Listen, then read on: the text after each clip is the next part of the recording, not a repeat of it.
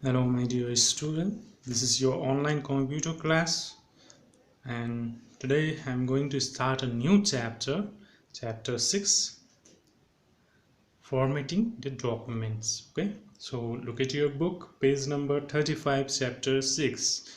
So, in this chapter, we're going to learn about formatting and its uses, selecting the text, formatting categories, font section, paragraph section. Okay, these 5 things we are going to learn from this chapter. Okay,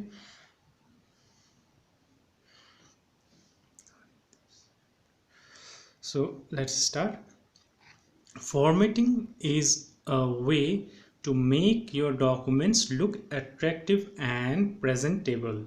Okay, formatting एक ऐसा वे है जिससे हम अपने documents को attractive बना सकते हैं एंड प्रेजेंटेबल बना सकते हैं, आकर्षित बना सकते हैं और दूसरों को प्रस्तुत करने योग्य बना सकते हैं। किसी भी डॉक्यूमेंट्स को, वर्ड डॉक्यूमेंट्स या वर्डपैड का कोई भी डॉक्यूमेंट्स हो, उसको हम फॉर्मेटिंग करके उस डॉक्यूमेंट्स को अच्छे दिखा सकते हैं, एट्रैक्टिव लुक्स दे सकते हैं उसको, और प्रेजेंटेबल्स भी बना सकते हैं। ठीक है, तो फॉर्मेटिंग का मतलब looks attractive and presentables. Okay, it at the time of typing documents looks very simple, but for making it more presentable we add different effect or styles such as font style, color, bold, type, italic, underline, etc.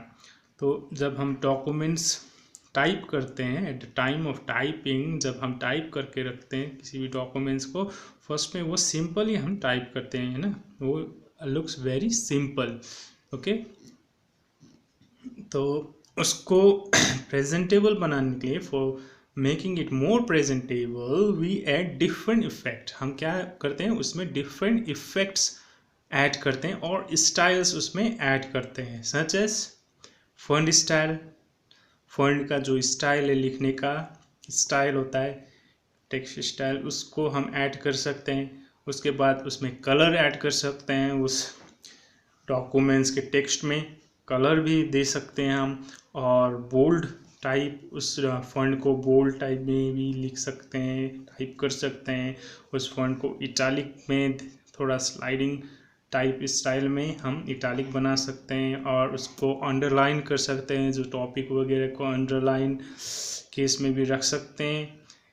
ऐसे हम अपने documents को presentable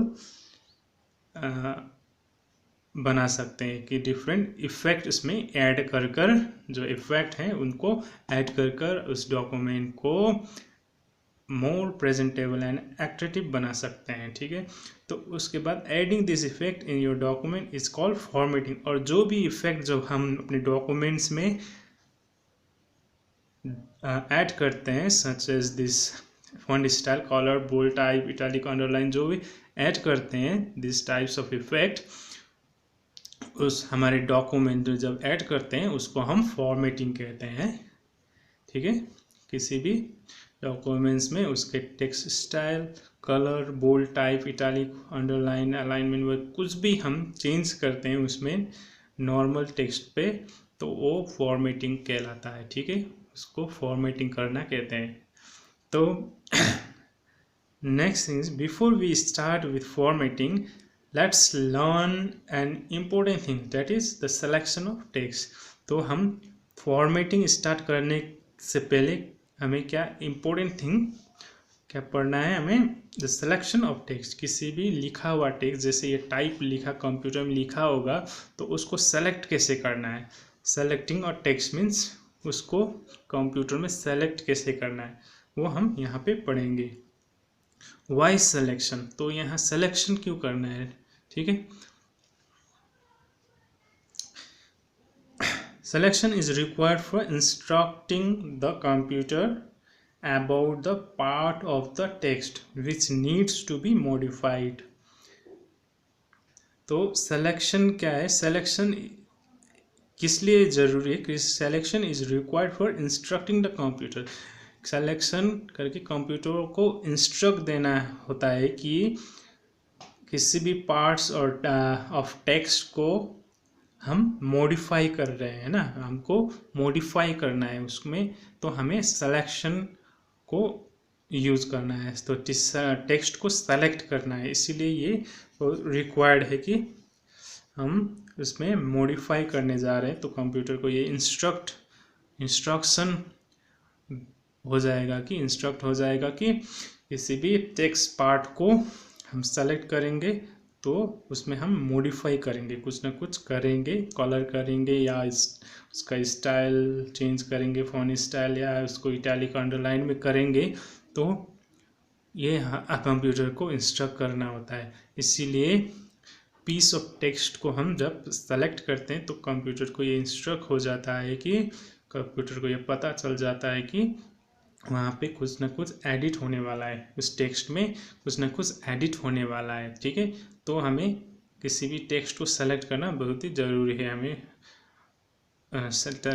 किसी भी काम को editing formatting करने से पहले सेलेक्ट करना है, टेक्स्ट को सेलेक्ट करना है, किसी भी टेक्स्ट को सेलेक्ट करना है। ठीक है, ये याद रखना है। तो we can select the text in 2 ways। तो यहाँ पे हम टेक्स्ट को सेलेक्ट कैसे करते हैं, बाय फॉलोइंग 2 ways। 2 तरीके से हम टेक्स्ट को सेलेक्ट कर सकते हैं। ठीक है, बाय यूजिंग माउस और बाय यूजिंग कीबोर्ड।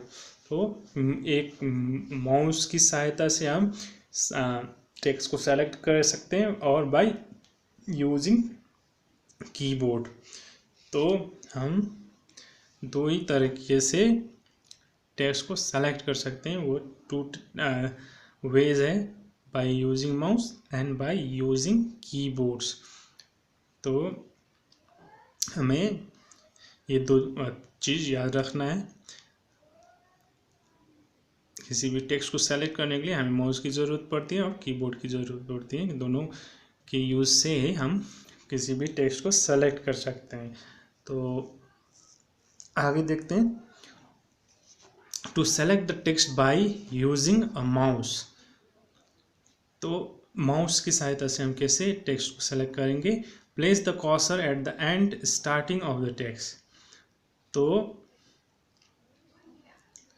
कर्सर को एंड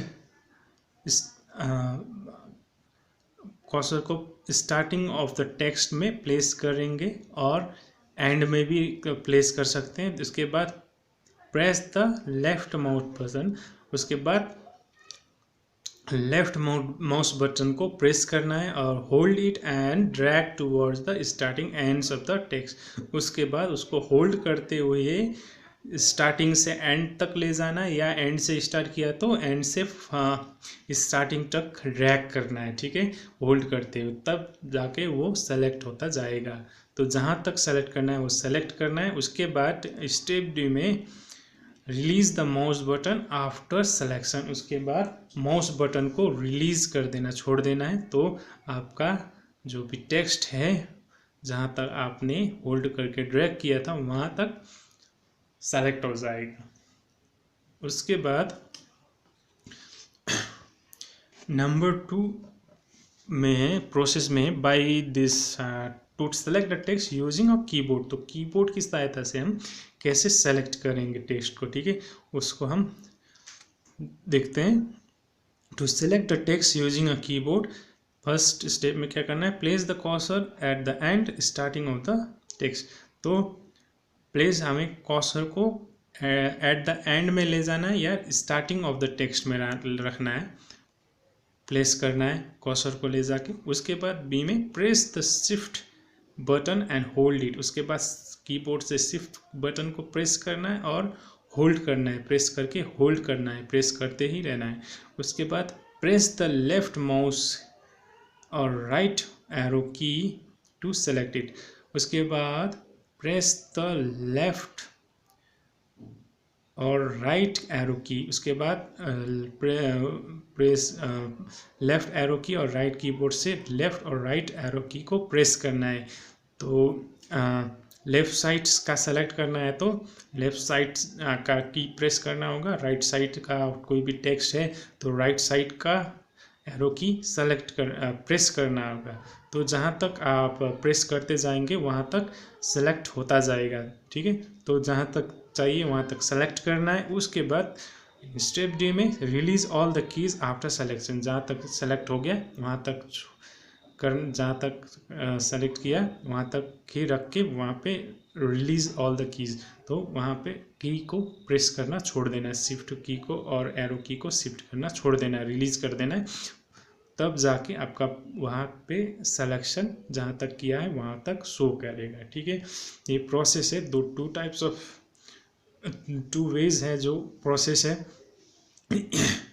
एक हो गया बाय यूजिंग माउस और एक हो गया बाय यूजिंग कीबोर्ड। ये हम प्रैक्टिकली नेक्स्ट क्लास में आपको करके दिखाएंगे, तो ये थोड़ा समझ लीजिए। तो किस तरह से प्रोसेस को माउस की सहायता से और कीबोर्ड की सहायता से किस तरह से सेलेक्ट करना है टेक्स्ट को, तो हम नेक्स्ट क्लास में प्रैक्टिकली हम इसको करके दिखाएंगे। तो आज इतना ही करते हैं। तो see you next class, till then good bye.